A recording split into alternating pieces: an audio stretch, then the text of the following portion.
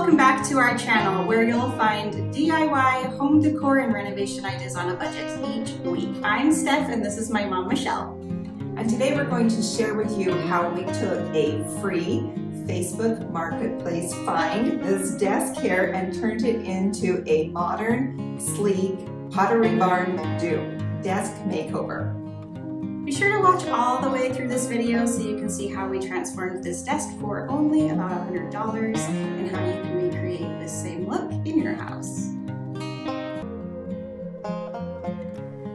Here's a look at this desk we found on the Facebook Marketplace. Again, it was free, so we kind of lucked out with that, but it really had similar lines to this Pottery Barn desk that we were inspired by. We just had to modify it, but it was really in rough shape, but that did not deter us.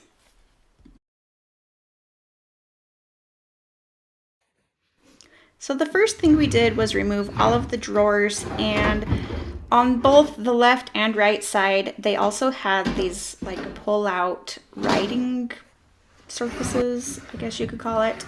So we removed those as well. And to recreate this look, we needed to remove this left bank of drawers. So we're just using a framing square to mark down 4 inches from the top of the desk. And this will recreate that same profile of the Pottery Barn desk. We put marks for this measurement all the way around this left side of the desk. Once everything had been marked, we tipped the desk up on its side and used a straight edge and secured it into place with some clamps. And we are going to use a circular saw to cut this side of the desk.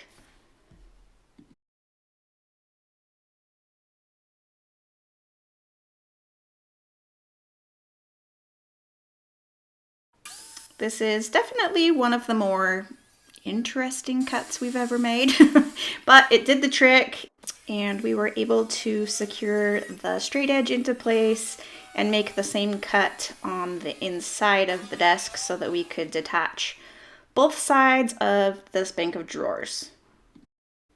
Then we were able to just simply lift this section off and flip the desk back over and get working on other parts. Here's another look at the desk from Pottery Barn so we can compare the progress that we're making. To finish off the edge, we cut off a piece of the trim molding from the bottom of the desk that we removed, and we're securing this into place with a little bit of wood glue and clamps.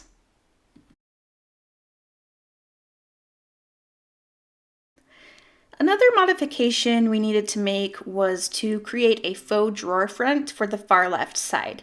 To do this, we took one of the drawer fronts we removed and cut it down to fit the opening.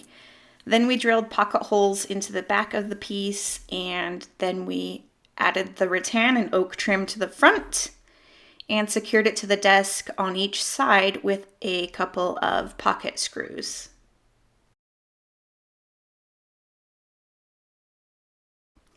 We also made a few modifications to a couple of the drawers. Remember that little pull out for writing that was on both sides of the desk? We removed those, and we needed to remove the slides and crossbar for it so that the top drawer could be a little bit taller. The drawer fronts were dovetailed to the drawer box, and by tapping on the front with a rubber mallet, we easily removed the original door front. Then we took one of the drawer fronts from the left side that we had removed and cut it to fit the drawer opening. Then we put it back together. We applied wood glue to the new drawer front and pulled the drawer sides apart slightly, then slid the new drawer front into position and clamped it all together while the glue dried. We also made the center desk drawer about 1 inch taller so that we could keep that uniform look across the front of the desk. This time we used an oscillating tool to remove the current drawer front, cut a new one to size, a little bit bigger, And then we secured this one into place with wood glue and 2-inch brads.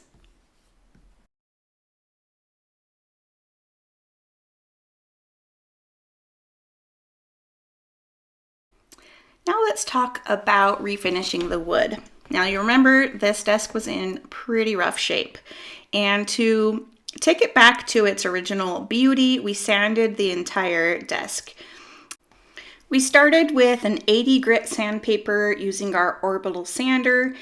Once all of that old finish was removed, we moved to a medium 150 grit and then moved on to the final sanding with a 220 grit.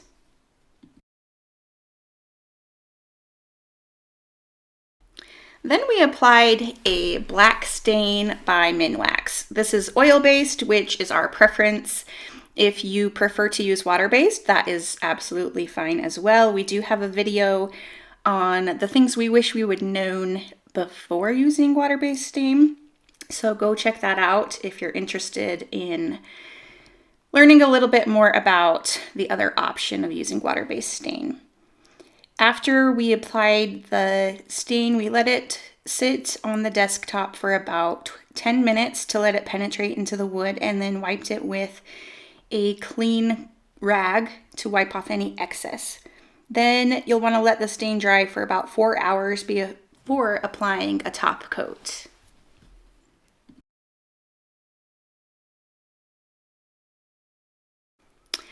After the dry time, we were able to apply our top coat. We like using Wipe On Poly by Minwax. It's one of our favorites because it is really super fast to apply and easy to do. So you'll just want to follow the instructions on the container and just wipe it on. And we always like to sand lightly in between coats with a 4/0 steel wool. And we also applied 3 coats for a durable finish. Also, one thing to note is that this poly can amber over time, and it will most likely show on lighter finishes, so only use it on darker toned wood.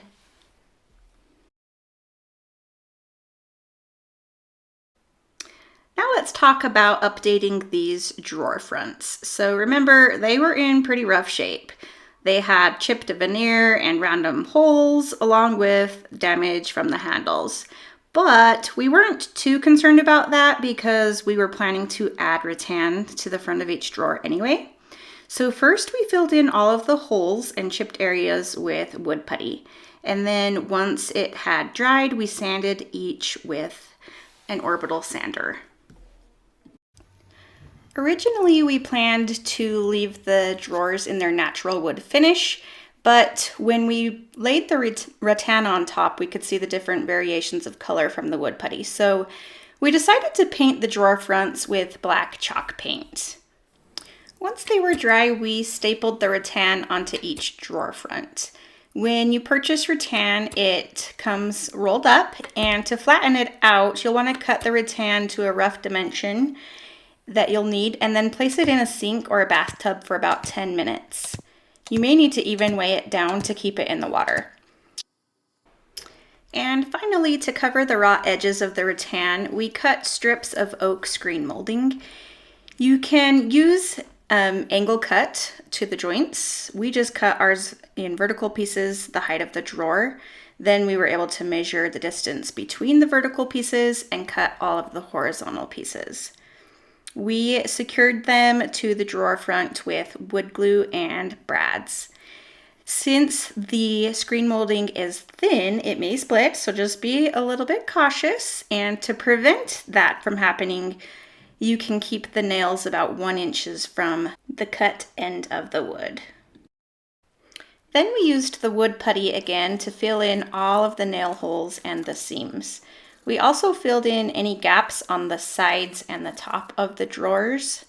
And once the putty was all dry, we sanded it smooth. And finally, we applied a spray top coat to each of the drawer fronts.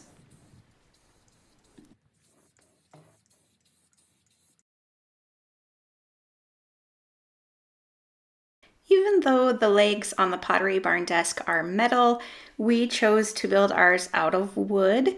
We ended up using redwood because of the quality, and it was a lot better than the pine boards that we could find. But you could definitely use pine if you can find straight boards. So first we needed to figure out the length of each leg. The left side is going to have 3 crossbars and the right side will just have 1. To assemble the legs, we made pocket holes at each end of the crossbar pieces. Then we clamped one of the vertical boards to the work table and applied wood glue to one of the crossbar pieces and clamped it to the vertical board, and were able to insert the pocket screws. We repeated this process, securing the 3 crossbar pieces to the 28-inch vertical pieces. And for the right side, we used this same process, connecting the crossbar to each 4-inch piece. Then we used some black spray paint and primer in one to give these a couple coats of paint, and we are ready to install them. To install the leg on the right side of the desk, we centered it and inserted a screw through the wood frame at the front and back of the desk. And to install the leg on the left side, we drilled 5 pilot holes evenly spaced along the top crossbar and inserted screws with a washer into the desktop. Then we installed another screw in the vertical boards at the front and back of the desk to add a little bit more stability.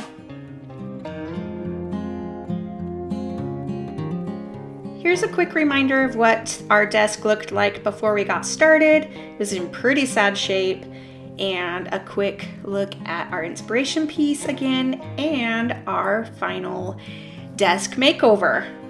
We couldn't be happier with the way it turned out. We love the way it looks, and we love the way that the rattan actually pulls some of that color in from the floor as well. So what do you think? Do you see yourself making something like this for your own home? This makeover cost just under $100, and the original Pottery Barn desk goes for $1,500, so quite a large savings there. We're so glad you joined us for this video and hope you were inspired to upcycle some furniture for your own home. Be sure to subscribe to our channel so you don't miss any of our weekly videos. Thanks so much for watching, and as always here at Sunnyside Design, we hope to bring your home to the sunny side of the street.